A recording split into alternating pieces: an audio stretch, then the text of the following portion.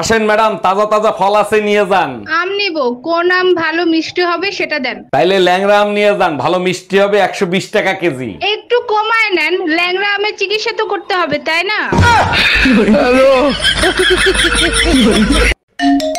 এত রাতে ভাবি ফোন দিছে।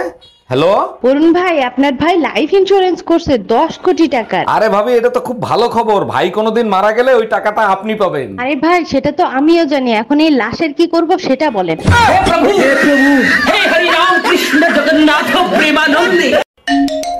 হ্যালো, এই জানো, রোকন ভাই ভাবিরে পিটাইয়া হসপিটালে ভর্তি করছে। কোন রকম? মামুন রকম? আরে হ্যাঁ। 1 মিনিট ফোনটা রাখো, তোমার সাথে পরে কথা বলছি। মামুন ভাই, আগে বলেন বউ পিটানোর এরকম সাহস কই পেলেন? সাহসের কথা পরে শুনেন, আপনি ফোন কাটেননি, ভাবি সব শুনছে। হ্যালো, আজ তুই শুধু বাসায় আয়।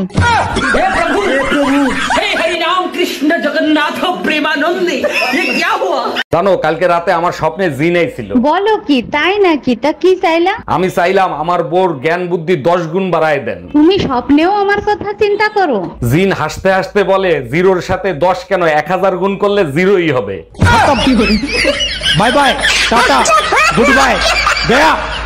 আসসালামু আলাইকুম আম্মাজান, শ্বশুর আব্বা কোথায়? তার সাথে আমার কিছু কথা আছে। ওয়ালাইকুম আসসালাম জামাই, কি কথা বলতে চাও? তুমি আমাকে বলতে পারো। মশার বিচার ডেঙ্গুর কাছে দিয়ে কোনো লাভ আছে? আপনি শ্বশুর আব্বারে ডাইকে দেন। তোমারে জামাই, আমার মাইয়া খালি খালি পিটায় না, তোমার খাসলতের কারণে পিটায়। Bye bye, tata. দুনিয়ায় এত কিছু থাকতে তুই মসজিদের মাইক চুরি করতে গেছিলি কেন? ভাবছিলাম আল্লাহর জিনিস চুরি করলে কেউ কিছু বলবে না। আমি বুঝলাম না, ইমাম সাহেব তোরে হাতে নাতে ধরার পরে ছাইড়া দিল কেন? ইমাম সাহেবরে বললাম আজান বাসা পর্যন্ত পৌঁছায় না, তাই সামনে নিয়ে লাগাচ্ছি।